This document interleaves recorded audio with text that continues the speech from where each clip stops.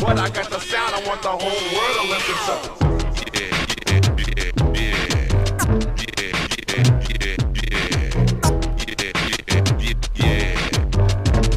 I want the whole world to listen to.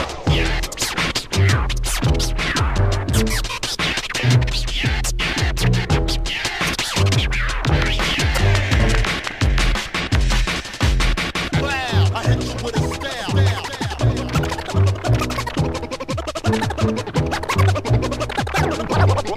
But I got the sound, I want the whole world to listen to. Oh my goodness, it's Friday, and here you are, you're with us, District Spotlight, every single Friday at 5. I'm Jeremy Beaver, CEO and founder of Listen Vision, with my DJ, the one, the only... B-Dub the Boy Wonder. He has arisen. Hello, sir. How are you this evening? The levitation's getting more elaborate each week. Yeah, yes. I like that one. I like the bowing at the end. This is good. Okay. We're going in a good direction. Speaking of good directions, yes. We have... we're going to have to verify this, but potentially the largest collection of DJ mixers in the world. DJ Food Stamp is our guest. Yes, I don't think you have to verify that. I think that is the largest collection. We have 200 pictures on file right now of more mixers than I have ever seen over the course of DJing and DJ history. And man, is it perfect timing, because the DMC World DJ Battle just finished up the other day, and we'll be talking about that later on the show. So, we have so much... We have so much news. More news than we really should have, okay? But as a result, we're going to try to get through it as fast as we possibly can. And we're going to start with Today in Hip Hop. Today in Hip Hop, the Wu-Tang Clan earns its very first Billboard charting single in 16 years. Oh, yay! To the Wu-Tang Clan, thanks to Logic. And the 8-minute long track that features every single member on Logic's new album. In other Wu-Tang news, their entire story is ordered to series at Hulu, meaning the story of the Wu is coming to TV. A new drama about the legendary New York City rap group Wu-Tang Clan is coming to Hulu. The show has received a straight-to-series order from the streaming service for 10 episodes. The story will be based in part of the books, The Wu-Tang Manual and Tao of Wu, both written by the RZA and here on display, signed by the RZA. Both of those books are here, signed by the RZA. If you want to come to the Hip Hop Museum, 2622 Georgia Avenue, Washington, D.C. Okay? One of the founders of the Wu-Tang Clan, and often considered the leader of the group, RZA, pitched the series alongside writer Alex Tisi? Who's known from Superfly. He will executive produce the series alongside another Wu-Tang Clan member, Method Man. Also executive producing the series is Imagine Television's Brian Grazer, which everyone knows from Empire. Okay, moving right along. Jim Jones announces that the new Dipset album is dropping on Thanksgiving. Stop it. Okay. I'm happy on that one. That's the entire news. My good friend Sadat X and Elda Sensei, both very close friends of mine, have gotten together to create XL. Okay? Get it? Sadat X, Elda Sensei, get it? And their vinyl just dropped. It's online. Go get it immediately. We love Mark over at Medina Designs, and he just put out a really cool new piece of art. We love hip-hop art. Who got the props? And if you go to medina-design.com, you will see this and a new Tupac Mic of Thrones pin and all sorts of awesome design stuff that you can find at medinadesignuk.co.uk. Sorry, not .com. Big Boy just released, or NPR just released Big Boy's new Tiny Desk concert. So you can get very fresh and very clean by going on the internets and finding it, and it's fucking dope. And he's backed by a band of what looks like about 12 to 15 people. Okay, Listen Vision and artist Amy Cinnamon would like to send a big shout out to CL Smooth, of Pete Rock and CL Smooth. And adorning our set right now is the signed vinyl by Pete Rock and CL Smooth. That's here at the Hip Hop Museum of the single I Gotta Love. And so there we have, I think that's Pete Rock. And then over here we have CL Smooth. Happy birthday to you, sir. Happy birthday to you. In other hip-hop birthday news, we want to send a big happy birthday shout-out to the one and only MC Lyte, who just recently celebrated the 30-year anniversary of her debut album, Light as a Rock, and who other than to meet up with her, other than our one and only Grandmaster Katz, Andy Katz, took his art, got it signed. Go back to that piece if you don't mind there, DZ. Go back to that piece. Look at how incredible, okay, this piece is. So if you want to celebrate MC Lyte the way I celebrate MC Lyte, go on to, katzart.com. Okay, katzart.com. And Andy Katz, Instagram is at AJKatzArt. Okay, so happy birthday to MC Lyte, who is October 11th. And because we love hip-hop art so much, we have more hip-hop art. Check out this amazing image I found online from a guy named Bedo, I guess, or Bedo. Either way, BEDDOART.com, Bedo Art. And look at this incredible illustration of all of the greatest kind of like hip-hop stars of all time. That is absolutely fun to look at. I feel like I'm watching the Where's Waldo of hip-hop. Now, we just inducted Diamond D into the Hip Hop Museum here in Washington, D.C., and look at this incredible listening session that he put together at A3C down in Atlanta. Look at that. That's Diamond D, and look to his right. It's the one and only Large Professor sitting at the console, and this is his listening party. Wait, is that Lord Jamar? I'm just trying to pick people out of the background. This is his listening session for his new album, Dime Piece Part 2. Now, if you haven't heard Dime Piece Part 1, go to YouTube or buy it on, Google Music or wherever you buy your music, okay? It is featuring all of the heavyweight hitters in hip-hop of all time, Dime Piece Part 1. So Dime Piece Part 2 dropping soon, and we just inducted him and have a whole bunch of incredible memorabilia from him here in the studio and the museum.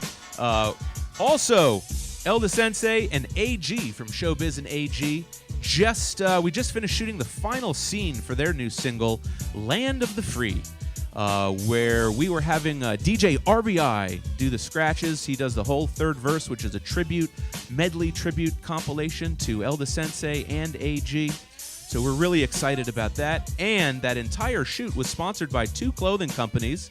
One is Ascension Clothing, and shout out to Tanya Profound Galloway. And the other one is True Heads Clothing, who is our own sponsor. Shout out True Heads.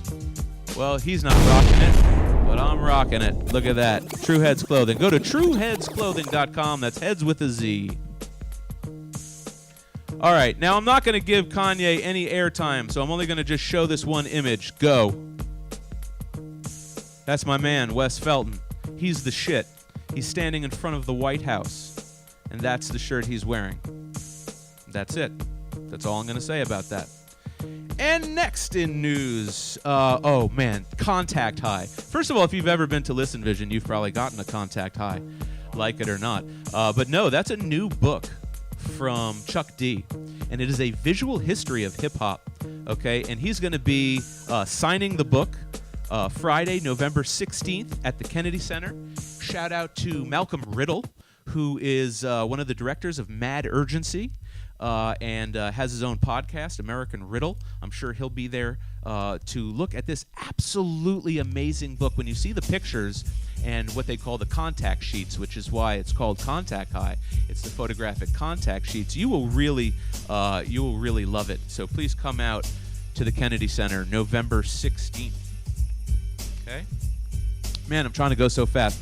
An incredible new book, another new book called Hip Hop at the End of the World. okay, is a new quote-unquote hip-hop Bible with never-seen-before photos of a young Tupac, which will be available to fans everywhere. The author, Ernie Panaccioli, has been taking the most vital photographs of the hip-hop scene for the last 40 years and has been getting a pretty unlimited access. He's been getting a pretty unlimited access to such acts as Tupac, Lauryn Hill, Public Enemy, Grandmaster Flash, Notorious Big, and Snoop Dogg. Okay, so check out this incredible book with all of these images in it. You guys are gonna love that book. It's called, just once again, Hip Hop at the End of the World. Okay. Now, don't forget, I know I got a lot of news. This is like the hip-hop CNN, but in a minute, we got DJ Food Stamp. My man, Andre, okay, is a professor, and he's a doctor, and he's got more DJ mixers than anyone else in the world, I'm convinced, okay? But let's get right to this, okay? Coming up, October 27th. Oh, my goodness. It is Howard Homecoming. We are completely sold out for the 14th consecutive year here at the entrance to Howard University, and this is the #1 and only place to be if you are an independent artist. The only place to perform if you're an independent artist is right here at Listen Vision, DC's largest and oldest recording studio, so come out to our location, 2622 Avenue, and my good friend DJ P. Cutta, who is an OG geezer like myself, found this image and posted it online the other day. Check out this awesome image of Biggie from 1995 on the yard at Howard University. Can we show that picture? Look at that. Look at that. Unbelievable. 1995, standing with Mr. and Mrs. Howard University, Biggie Smalls. So if you don't think that's hip-hop history, then you don't know anything about hip-hop. So come out to Listen Vision October 27th. That will be going. It's a free and open-air, concert from 12 noon until 8 p.m. And there's like acts performing literally every 15 minutes. Okay, the day before that, the 26th, so that's Friday, the 26th, the performances are Saturday, but we have a Day of the DJ. Okay, now this is our 4th annual Day of the DJ. It's the day that precedes our big performance day, but we also have performances and DJs on that day too, because that's Yard Fest, right? And then the game and the parade is the next day, Saturday. Okay, so please do come out to both of these events. Are free and open to the public, 12 noon until 8 p.m. Friday, October 26th, and Saturday, October 27th. Now we have some other really cool news, and that is November 2nd. Okay, Drez of Black Sheep is going to be inducted. Don't play that video yet. We got a video at the end of the show that we're going to show you. Okay, but Drez is being inducted into the Hip Hop Museum, okay? And that is November 2nd, Friday at 5, November 2nd, okay? He will be our guest. But next week is my man, DJ Devious, the fabricator of the America's largest boombox. Can we swing over and get a quick look at this boombox? We have literally the largest boombox in America here at the Hip Hop Museum. That is what it looks like. It's absolutely amazing, okay? And the man who created that insanity, his name is DJ Devious, and he will be with us next week, Friday at 5 p.m., and we'll be telling you all about his next project, which is the Death Row Records electric chair. Unbelievable. Okay, so we're going to end this segment real quickly here, and we're going to save, no, we're going to tell you. Okay, the DMC ended 2 days ago, just 2 days ago. And who won the 2018 Battle for Supremacy? The one and only DJ K-Swizz from New Zealand. That's him with the turntables over his head. Congratulations to DJ K-Swizz. Right there is pictured Michael Vazy Wasil. Well, just DJ Vazy or Vazy. Okay, won the Portables competition. Okay, and then of course the one and only DJ Skills won the 2018 World Championship. So we got 3 winners here, okay? DJ K-Swizz won the Battle for Supremacy. DJ Skills won the World Championship. And DJ, I'm saying it probably all wrong, Vazy won the Portable competition. Let's check out that little look at what I got. I brought this on set because I think this is so cool. These new portable turntables are they're really neat. Can we turn on this little wireless? Oh, right, that's me. That's my job. I got goofed. Check this out, you guys. So this is what he's doing.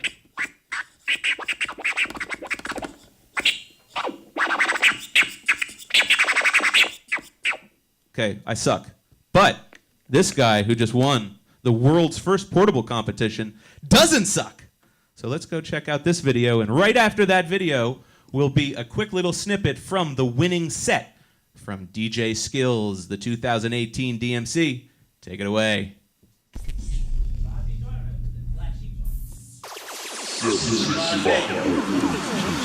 Black Sheep's not till the very end of the whole show. Okay, go ahead and get what's his name on the Skype?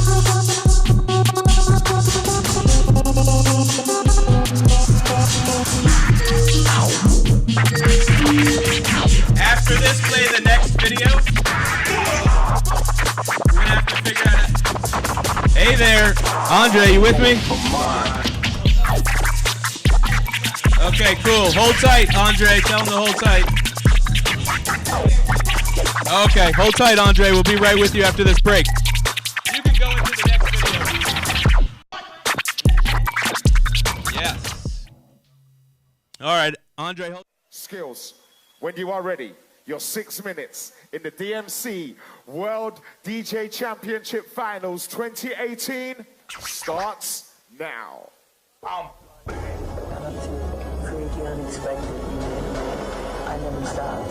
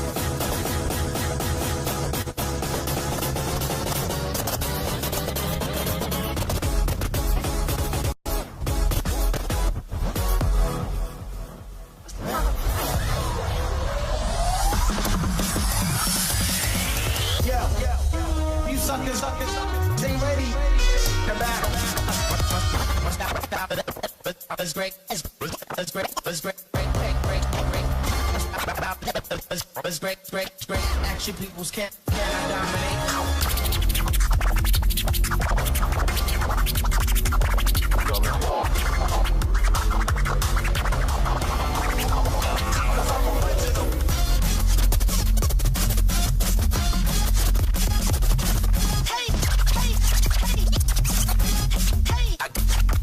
I got the devil flow.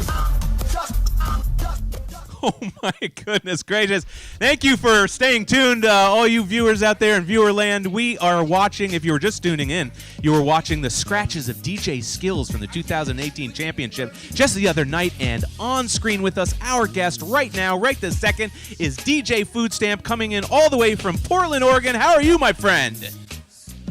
Man, how you doing? Thanks for having me. Oh, thanks for being with us. Let me tell you, you guys in Viewerland, you are in for a real treat because our guest today is not just a DJ. He's not just a collector with maybe the largest collection of DJ mixers in the world, but he's also a doctor, a PhD.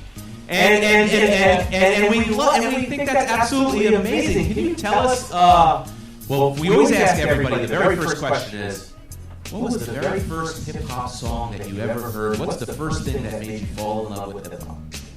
Oh man, I'd have to say Sucker MC by Run DMC. older neighbor had a bootleg copy of it, or like a dub tape copy of it, man. And the set was just so hard and crazy, and just everything. I don't know, that record was nuts. So, like everybody in the early '80s. I mean, who wasn't digging Run DMC? Run DMC, right. Run DMC was also very influential to us as well. And just to kind of get a little background on you, when and why did you start DJing? Yeah, I mean, coming up in the '80s, doing little b-boy stuff, all that stuff. Loved hip hop, saw Jeffy Jeff in music videos. Oh yeah. Eric B. Faith in the Funk, Jam Master Day, and everybody looked so cool. And then, but never really had access or the means to the equipment, growing up in the part of Maine I did, So it took me a while, to get to the point where I had access. So I got all the way to college and had a college radio station, kind of, live turntables, everything right in front of me. So that was really the start for me. Just actually having access, was the big problem. So, so that's it. That's interesting. So, I'm an old DJ as well, and that's why when I saw this, that's how I found Andre. You guys, by the way, I saw this post that our viewers are watching right now. Andre, they're scrolling through the pictures from this incredible show that Andre put together. I'm sorry, DJ Food Stamps. Real name is Andre. So I just feel weird saying food stamps so many times. But he put this show together, and what people are looking at is a real, very in-depth look at the history of DJing and mixers. And so how did you go from, being a DJ to becoming what I would call a curator and a connoisseur? Yeah, man. So, stuck with college radio, stuck with scratching, stuck with DJing, loved it, then kept going back to college, and eventually I came out to Oregon to do a PhD. And while I was out here, I got real interested in, the digital technology aspect, because Serato Scratch Live was kind of new and people were still trying to figure out what the fuck was going on with it, and if you were like whack if you used it, or if like it was going to be the next thing. And so I thought that was like a real interesting academic sort of thing, to look at. So, when I started to do my PhD dissertation thing, I contacted RAIN, which is up in Mukilteo, Washington, near Seattle, which was up there. It's not there no longer. Oh, where is it now? Well, they got bought out by In Music, and so like they're gone. It's basically just a brand. But anyways, I popped up there to do an interview. So I went to their headquarters, and I went, met everybody who worked there, went onto the factory area, and I spoke with their national sales director for a long time, and he told me about the RAIN 54 and how it was designed by these 4 DJs who brought the idea to them. And I was like, my mind was kind of blown, because I always knew that stuff happened. I knew DJs gave ideas and helped design stuff, but it was always this sort of, internet web form sort of rumor talk about it. No companies were really like coming out saying like, yeah, this was designed by such and such, unless they were famous, So I thought it was real dope that RAIN did that, and I was like, man, I'm like, there's got to be like mad stories about all these mixers from the perspective of people who didn't get credit for designing them and making them famous. And so I just basically wanted to look into the stories behind them, from design to use, to all that stuff. So that trip up there kind of changed the direction of my research, and that got me into collecting, with the sense of collecting to archive and show, and showcase and have things, because you can't write about this shit unless you have it, and so. But how long ago was that you took that trip up to Washington? Yeah, so it wasn't that long ago. It was maybe 2009. So I really, other than mixers that I was using, that I was collecting, like over the years. So everything from like 98, 99, with some Bestex mixers and RAIN mixers and Geminis and stuff that I just was keeping because I was, beating on them and using them. But yeah, started like really being like, this is something I'm gonna do. I got to start getting these pieces. So that kind of became, the mission, and do it on a shoestring budget. When did you start the collection? What year did you start the actual okay, I'm going to start really getting select pieces? When was that?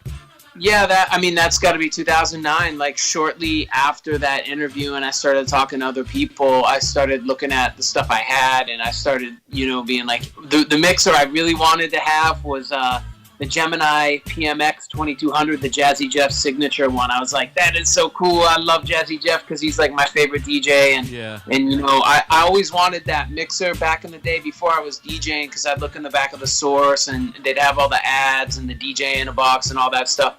And that mixer, I just saw that mixer a lot, and I was just like, I wanted that. So that was the first one that I think I got that on eBay, and then I picked up another one on trade, and then I started trading and stuff. So I got that, and that kind of was like the initial, foray into that as a collector. And it looks to me like you have a little friend behind you. Is that a mixer? Oh, yeah, of course. So I brought some really cool pieces out of the collection. Wow. This is a GLI 3800, Disco 3800. This is probably the first commercially released mobile DJ mixer. So I'm real into mixers that are used by the people. You know what I'm saying? So I never really needed to have a Bozak or a Yuri, because those were all in clubs and stuff like that. So I've always been into the mobile DJ mixers. So this is a really ill joint. It's the first one to have a horizontal crossfader. Came out in 75, 74. Despite all the rumors I see online where people are like, it was this mixer that had the first horizontal crossfader for signal. Those are all lies. It's this. So this is the first one, and this supposedly was a mixer that Herc would use back in the day.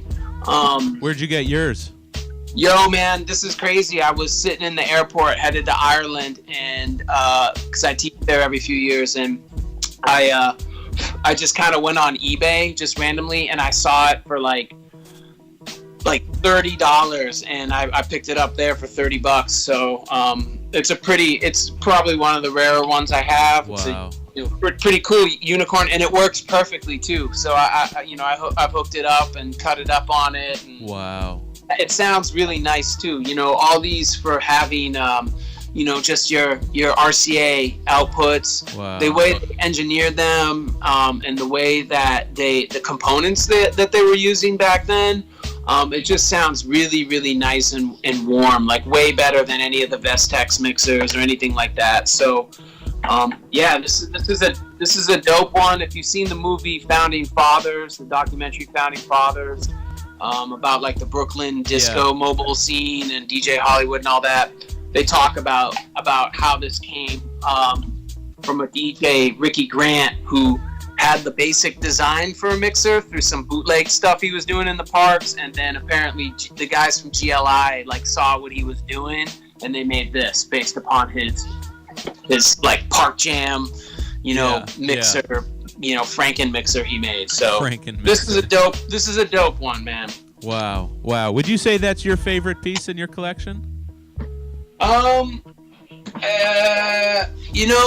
I'd say it's one of the most important, again, everybody's tried to kind of say what mixer had the first horizontal crossfader, because that's a big deal, because before that, a lot of the mixers in the 70s were all rotary dials, or they were all up faders, Right. And so the horizontal crossfader is hip hop, it's the hip hop DJ part. It's the most important part. So to find that one of the first mobile mixers that came out, actually had that for signal, was pretty cool. So it makes it real important. I still got to talk to Herc and see if he actually used it, but he's rumored to have used this. So okay. I think maybe we'll have to link the two of you, because obviously as many awesome legends that we've inducted into the Hip Hop Museum here, there's equally, if not more, legends that we haven't. So we always like to really find opportunities to like connect people in hip hop, right? So I would love to like connect you with Herc, you know what I mean?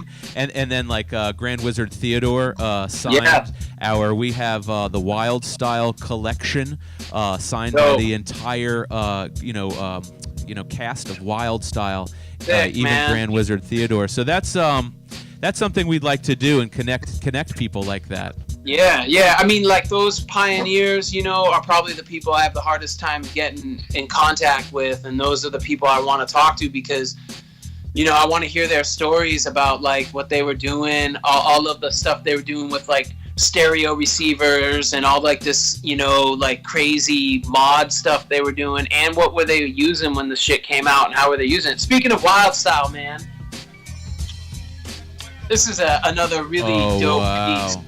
This is the Gemini Doc X 2000. Yeah. If you have watched Wild Style like myself a billion times, and you know the Grandmaster Flash cutting it up, doing his quick mix in the kitchen with Fab Five Freddy. That's the mixer. This is the mixer. Wow. Yeah, that's real dope, man. This is a beautiful funny. It's piece. funny you said that. That's of all the scenes in Wild Style, that is my favorite scene because it seems so disjointed from the rest of the movie. Yeah. It's like, hey, here's a whole movie, and oh yeah, here's a quick little 3-minute documentary out of nowhere about this guy that's doing this crazy shit. Yeah. It's kind of disjointed, but awesome at the same time. And then, Grandmaster Kaz, is one of the guys that have been inducted with us. And we have his leather jacket from the vest that he wore in Wild Style signed by him. And he claims, and you tell me, you're the doctor of, talk about doctor of the mix. You are the doctor of the mix. He claims, and I mean, he's a fucking grandmaster, I believe him. He says that he is the first guy to ever DJ and MC simultaneously. Yeah, I mean, I wouldn't be surprised, right? Because, like, like doing like Edon does, or like whatever, like rocking breaks and rocking the mic simultaneously. Right. I mean, honestly, like, I wouldn't be surprised, right? Because he's like vicious on the mic, and he was a DJ at the time. Him and Charlie Chase, not Charlie Chase, Disco Wiz. Yeah. I mean, they were doing their thing. So I mean, like. Yeah, I could just imagine, Kaz out there in the parks, just ripping on the mic and the turntable. Yeah, the Cold Crush Brothers had this unbelievably lasting effect that weaves its way into all the way up until today, and I just remember him telling the story at the 35th anniversary of Wild Style at the Kennedy Center, where he said, someone asked him, how did you get your name Grandmaster Kaz? He says, well, I was just Casanova Fly, right? I'm the CAS and the UVA. Everyone knows that Big Hank, stole, his lines from, the Cold Crush Brothers. And he tells this story that one of the times that he was rocking the breaks back and forth and emceeing, that Grandmaster Flowers started screaming, Grandmaster, go faster. And he kept cutting back and forth. And he said, Grandmaster, go faster. And he goes, and he's rocking back and forth. And he's telling this story live on stage with an entire audience just silent, just dead silence listening to this. And I'll tell you, I think we all kind of visualized, what that must have been like at that time. I mean, it's fucking crazy. Who was doing that stuff? No one's even doing that at that time. No, that's so dope, man. Cool. That's really crazy. So, speaking of really crazy things, and you have some sort of insane OCD like I do, because you did this whole, mixer collection, and we have the largest collection of hip-hop memorabilia in the world. Ironically, everything short of mixers. So we should probably, we'll talk about that at another time. But, one of the things that you put together that we were so impressed with, and it's how we found you, was this very brief show sponsored by Pabst Blue Ribbon. DZ, I'm putting him on the spot. Do you have a video? Do you have that video of all the stills? Hold on, let me... Yeah, it's like all his stills cut to music. Hey, check this out. I know I sent this to you, and you've seen this, Andre. But we're going to show the fans, because it's 59 seconds long, what your entire show looked like in 59 seconds, and then we're going to come back and talk about it. Cool? Cool. Okay, cool. Take it away. Check it out.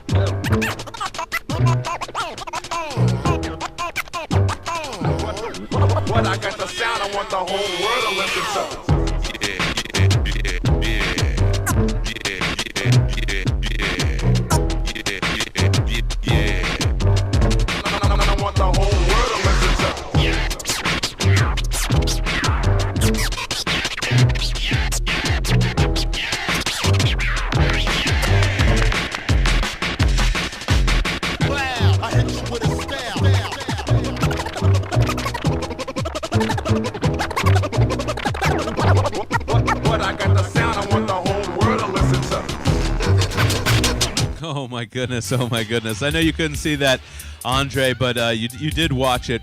How on earth did you get the opportunity and the space to put that all together? Yeah, so the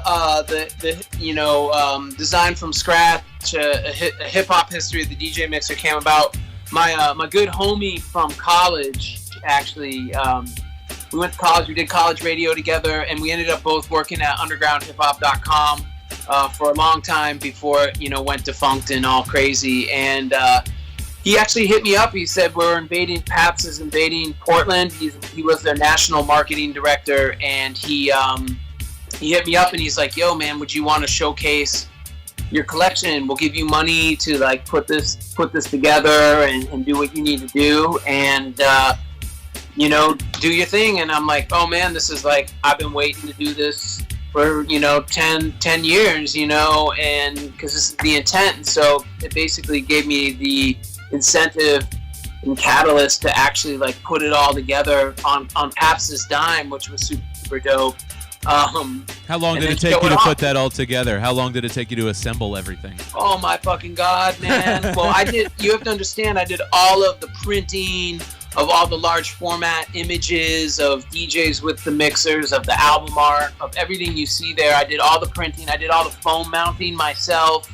Can you show those images, DZ? We're going to run through some of those images so people can see what the museum looked like. Go ahead and throw maybe one image on the background, and we'll talk about it, DZ. You had so many mixers. How many mixers? Oh my goodness gracious. Oh wow, what am I even looking at? Oh man, Technique signs. Oh man, well tell us how many mixers were on display, and how did it kind of flow and come together? Yeah, so there's about 40 mixers or so that I broke out, and I broke out ones that I thought were historically and culturally important, from a hip hop perspective, obviously. And I wrote labels, that looked at like the design, when DJ Aladdin was using the Newmark and Cash Money was using the Gemini. So I talked a lot about the historical part of all that. But the exhibit was set up so there was one main room which was like disco mixers, 70s mixers, and 80s mixers, and then out in the hallway was like stuff from like the 90s. So your Vestex, your Techniques mixer, your Stanton mixers, stuff like that. Some Reigns out in the hall. So it was supposed to flow like a historical sort of timeline of the evolution of mixers, specifically from a hip hop DJ or hip hop culture sort of perspective. What mixer do you choose? What's your weapon of choice? My weapon of choice, man, I'm still crusty rocking a Rain 57. So I still have not gotten Serato DJ. I have an old computer so I can run an old OS and run Scratch Live, because for me, that was a great software. But I'm gonna have to update at some point soon. But I'm still a Rain dude. Yeah. I rock a Rain 56S and then a Rain 57. But I ain't buying none of the new Rain bullshit because it's all made by In Music, so it's like some Newmark. Do you ever rock vinyl or always digital? Oh yeah, no. I have a very luxurious vinyl collection of stuff for sampling and making beats and loops and stuff, and then obviously hip hop 12s. So I don't DJ as much as I used to, just because like I got a kid and a full-time job. But I do hold down a weekly Friday night where I play like funk, soul breaks, and rap music, good rap music I like, and beats and stuff. So I'll play vinyl there. Well, we are the largest internet station in America, so feel free. We have viewers from all 50 states, 150 countries. Tell them where to go and when, so they can come and see your DJ set. Yeah, if you're ever in Eugene, Oregon, the home of the University of Oregon, the Fighting Ducks, pop into Level Up Arcade any Friday night. It's a bar arcade. It's super dope. And come nod your head to some Mobb Deep and Lord Finesse and James Brown or whatever. And I'll be up there cutting it up, rocking doubles, doing the thing for a bunch of college students and then old heads. And it's fun. Been doing it for 6 years, so. Well, that sounds anything that's a bar and an arcade is okay by me. How can you go wrong? Right. Oh man. Tell us. There's a couple last questions we want to ask because I know you got to get going real soon. How did you get the name DJ Food Stamp? Oh God. It's one of those things. Like if I could go back, it's just like a bad tattoo or a tattoo you maybe don't like 20 years later. I may have changed that, but anyways, it was basically I had gone through. I don't know how it was for you, like coming up with a DJ name. I went through like a few of them, and I was in school at the time, and I was on federal work study. And if you're on federal work study, you can get food stamps a lot of times.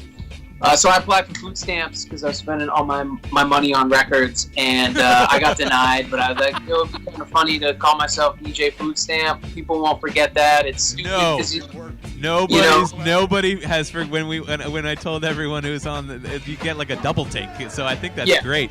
From someone who started out myself as DJ. I became DJ Boom, but I started as DJ Boombastic. And the second Shaggy came out with that song, I dropped that Bastic so quickly you have no idea.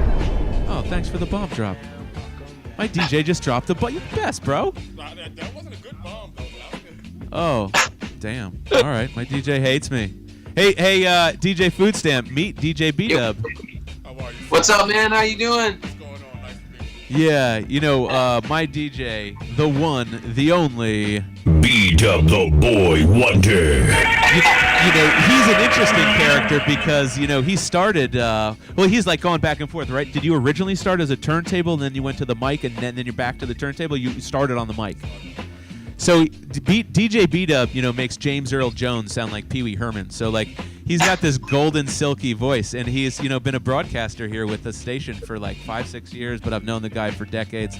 And, when things started changing and the digital atmosphere and music started changing, he picked up, the turntables. And while he uses controllers, I got to tell you, between his mic skills and his music selection and mixing, he's a beast. Thank you, sir. No doubt. Did you bring any other little toys or presents to show us? Yeah, I brought a whole bunch of stuff. Some cool bits is a nice Gemini MX2200 made famous by Cash Money. Wow. And this is actually autographed by DJ Jazzy Jeff. Wow. Because he also loved this mixer, so he was in town last year, and I brought it in, and we chopped it up and talked about this mix. You can actually watch it on his Vinyl Destination YouTube channel, where you chop it up about it and sign this. So that was kind of dope. This is a classic, a hip hop classic for the East Coast. Is that the mixer when DJ Jazzy Jeff did this? Transform! Transform, Doug. Is that the one that he did that on? Yeah, I'm not 100% sure what he used on that. I think in that was around this time period, right? Yeah, That the Magnificent. Because I see that on-off switch. I think he was using a Newmark at that point. Oh, okay. Or the Gemini 1100, which I didn't bring out, but it's like a simpler version of this. The 1100 is. Okay. So that's kind of dope. Some other things I brought out that are pretty fresh. This is Vestex 05. Yeah. Gray. This came out before the gold and the black. So they made 50 of these. So this was one of 50. Yeah. So this was a design by DJ Shortcut of the Scratch Pickles and the Beat Junkies and Rhetmatic, and they brought it to Newmark, and Newmark kind of laughed at him. Short drew it on a napkin, and so they ended up bringing the idea to Vestex, and Vestex was like, okay. They listened, they did some R&D, and they made this, and they put out 50 of them for $500 in 94, 95, which was an outrageous number, but they sold them all. And so then they put them out in the classic gold on black, the 05 gold on black. Yeah. And they sold 300 or 400,000 of them over time. Probably the blueprint for every 10-inch hip hop style battle mixer is this right here. So wow, that's pretty dope, man. I got 3 of these. Yeah. So, well, we have one too. So we have like the '07. The Golden Black '07 here at the studio. I mean, just for like actually using, that's my old joint myself. And then and it's funny you said the Rain. We have the Rain 57 as well. So it's kind of funny that you just kind of when you find what works, you don't go to anything else. Those Rains that they were making, those TTM Rains they were making, that line from Solid, like 2004, 5, 6, 7, like the 56S, like those are like the best sounding, cleanest, like absolutely. They're like the Mercedes to me of mixers, in my opinion. Yeah, and it's just what happened to that company, when it lost its monopoly on making hardware for Serato with Serato DJ. They basically lost their monopoly, and then look what happened to them. They got bought out by fucking In Music, So I mean, they're now like a Numark basically with a nicer brand name. So right. I brought that out. Look, this is pretty dope. If you know the story of Grandmaster Flash and his peekaboo, his headphone cue. Yeah. So, well, what is that? What is that? What's up? What is that? This is a Sony MX8 microphone mixer. It's like made from mixing microphones for like live performance. And so, like in the 70s, I mean, a lot of these dudes were using whatever they could get their hands on, and this is what Flash could afford. Although there was mixers out there with like a headphone cue on it, he couldn't afford one. So he had this, and he figured out how to, throw a single pole switch on it, and so you could actually cue it up. And this is the type of mixer he was using when he came up with the quick mix theory and started cutting up two copies. He was using one of these. With his modified headphone cue on it because it doesn't have a cue on it, and rocking up faders, like super clunky up faders. So, oh my God! Wait, so when Grandmaster Flash originated the quick mix, he didn't have a sideways fader; he had an up and down fader. It was the up and down. It was on this thing. Oh my God! It's even harder. It's like how so we do a lot of history here, and we recently inducted Master G, of the Sugar Hill Gang, and Master G was telling us that the blackout of the New York City blackout, spawned a lot of these guys to become DJs simply because when there was looting and pillaging, everyone who wanted to be a DJ now had the ability to go down and get their own equipment. So man, it democratized DJing in the 70s because really like that was like a major thing. I mean, I know that Kaz and Disco Wiz, they got a Clubman 2 mixer during that whole blackout in 77. So I mean, again, like technology, working with limited means, it really forced them to be innovative. And I mean, one of the lies that's put out there is that Flash invented the headphone cue and the crossfader. None of that's that's true. But he figured out new ways to use those things. He didn't invent. He invented new ways of using a headphone cue, right? Because before you use it to mix records, and he was using it to cue up breaks so he could cut it up on time. So so I mean, like that's like. You don't have to invent a headphone cue, but inventing a new use for it is like, more important, and that's so hip hop, right? At least, hip hop is all about taking something and creating something new, Yeah. So to be inventive with these devices that were really not even intended for that, I think that's so perfectly keeping. Ooh, what's that?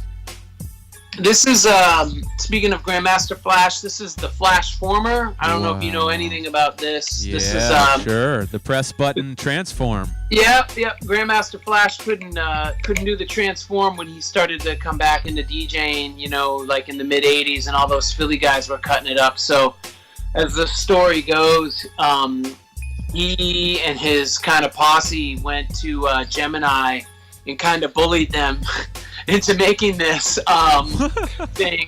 And, as the story goes, it was more his posse kind of bullying him, and then he came in with this, like, bread box design, and they saw it, and they thought it was, like, it'd be easy to make and all that stuff. So they agreed to put it out, and they put out the Flash Former in '88. It's the first DJ product to have a brand name on it, which is really important because it's the first time technology manufacturers figured out they could exploit famous DJs' names to authenticate product. Now, at the same time when this came out, you had East Coast Philly DJs and East Coast DJs calling out the West Coast dudes because they were using the clicker switch to do transforms with. Yeah. They were calling that cheating. So when this shit came out, like, this was a total cheat. Yeah, you know? yeah, And yeah. you're supposed to have 2 of them, one for each turntable. But yeah, it's pretty important. It's got a signature on it. Yeah, where did you get yours? Where do you even find something like in the box? What? Yeah, You it's gotta got be the box. kidding me. It's got Where did you picture find flash that? on top. Oh wow, amazing. So, yeah. So I got a couple of them. This one I got I found it online on a Goodwill at a Goodwill like eBay, whatever the hell they do, you know, like Goodwill eBay thing. So that was real important because, you know, the industry figured out after that they could put like a DJ's name on a mixer and anything and it would sell. It's, you know, it's how it kind of, you could sell a bunch of knobs and buttons. So that was a big deal, you know. Yeah. For them. So. And who's your favorite DJ? Who's my favorite DJ? Yeah. Of all time? I Yeah. mean, honestly, I have to say Jazzy Jeff. Just because, you know, dude was an innovator. He's still, like, out there doing it at a high level, and he's putting on younger people. He's adaptable to mad crowds, and he's got mad skills. And so, I mean, like, and he's a cool dude. So, I mean, yeah. he's probably one of my favorite, like DJs. And then I'd say for, like, scratching, I'd say my man D-Styles, Dave, is, like, you know, the illest, you know, scratch dude in my opinion. So I got a lot of love for him. But I'd say Jazzy Jeff, like straight up DJ. You know, he's like one of my favorites, just because he can do house, he can do hip hop, he can do like club shit. Yeah, I'll send you our episode that we did with, we inducted DJ Qbert into the museum, and when we were all done, we asked him, you know, what would you like to donate as your display here at the museum? And he said, I got something in mind already. I was like, okay, wow. And he sent us the break records that formed together Voltron, you know? And so I'll have to kind of show you that. But what do you think of his QFO? Did you ever see his QFO turntable? I got one of those. Yeah? I figured. I bought one of those before I had the archive, though, you know, before I was like doing that. I had that for myself. But speaking of Qbert, man, got this. What is that? This is after the 05 Pro came out, they released a signature Qbert, an 05 LTD, and it had, you know, it was a Qbert signature mixer, and it had a few changes to it, but the main thing was it had put a hamster switch on the front. It's hard to see here, but they put a hamster switch on it. And so they released 200 of those. So real limited release. There was 50 blue, 50 red, and 100 gold. In 2008, they re-released 100 in this color, this sort of orange-red colorway. I just got this from my dude, but this is actually Qbert's mixer. Like, this was his actual one. Yeah, oh my goodness! He got it from him. It's you know, signed on the back, which is insane thing. But that's insane. That's insane. He had a bunch of shit from Q, like a bunch of his mixers, and he was selling this on eBay. And I hit up the dude, and it turns out it's this guy I've had. You know, we've traded before online. And anyways, he's like, yo, I got this. So we made some trades and sent some cash. And so yeah, this is one of Qbert's actual mixers. It's missing some stuff on it. So I gotta find some, you know, factory knobs, which is getting fucking hard. Yeah. Man, to find Vestex factory knobs anymore. I bet. But man, that's a dope piece that I just recently got. Is that your favorite? That would be like my favorite if I had. Is that your favorite? That my favorite piece, like out of what's your favorite piece? To be honest, like of modern pieces, it's the gray 05, man. It's this joint. Really? Because I think this is just like such a sexy looking mixer. It looks so cool, and I just have a real boner for this one, man. I don't know what it is, you know. It's just it's just a real beautiful piece, you know. But I actually got another piece today. I know I was talking about, you know, how I don't care for the Bozaks, but someone basically donated me a CMA 10 2DL. Wow, that's amazing. I can't believe so someone this just gave that came to you. literally in the mail today. Holy cow. Yeah, so gotta clean it up and test it out and all that stuff. But yeah, that came in the mail today. So like, and basically as a donation, which is rad because he likes the project I'm doing. He's into the coffee table book that I'm hopefully gonna put out and exhibiting like the collection and all that stuff. So pretty That's dope. amazing. That's amazing. And tell people, very few Bozaks even still kind of like exist, especially working ones. Tell people like like when that mixer first came out and like why it's significant. Yeah, I mean, so the Bozak mixer is going to be, and again, I'm probably not like the greatest person to talk about it because it's been one of the pieces that I never was like really hard up for, because it was really for discos. It was made for discos. It was designed for discos. It was an install mixer, so like your big disco DJs were using that shit. It's an install. So, but I mean, like basically now, if like you're a vinyl spinning house DJ, like the OG house DJs, like that's what they want. Like they want that because the engineering in it is crazy. The sound is like super dope. Very and warm. Buzzy Beck, I think he took over a lot of the engineering and manufacturing of the Bozaks, later on in their run. And then I think he bought all of their stock of extra parts. So he was building them and refurbishing them and putting them out there and putting his signature on the back and stuff for a while. But they're just sought after for their sound, and they're pretty rare because they were super fucking expensive, like thousands of dollars, and so it only like discotheques could afford them. They weren't for like the people, but and they would like install them in the club. They'd be like, "This is our mixer. You come in. You use that because it's like you can't physically walk around with it. No, it was an install piece. So like again, for me, like my collection's more about like what people could bring out in the bedroom and what people could bring out in the parks, and like the stuff people actually eventually got to use and because no one was on a Bozak and like coming up with scratch styles because it's all rotary dials and shit, but a lot of dudes actually, if they were playing in New York City, sometimes they go to a club and that's what they have. So I was reading some posts, I think it was like maybe DJ Scratch, who a few months ago was posting a bunch of images of old mixers and talking about, I think he was talking about using one of these Bozaks in some club in like New York City and like cutting it up on it, using the rotary dials. You would have to be incredibly talented to cut on a mixer like that. But I do want to say, we're running short on time, and I want to thank you so much for being with us. Yeah, man. If you're just tuning in, or if you're watching, you've been watching this incredible discussion. We are talking with Dr. Andre Serwa. Did I say it right? Yeah, man. Especially with the doctor. Oh, the real yes. Dr. Dre. Well, I call you now the Doctor of the Mix, okay? And if people want to find the Doctor of the Mix, DJ Food Stamp, where can everybody find you online? Yeah. So for the socials, Twitter, Instagram, DJ Food Stamp 33 is the handle. I also, you can always like find my name on like the University of Oregon websites. I teach for cinema studies and the School of Music, so I'm teaching a hip hop, music, and aesthetics class right now, which is real dope.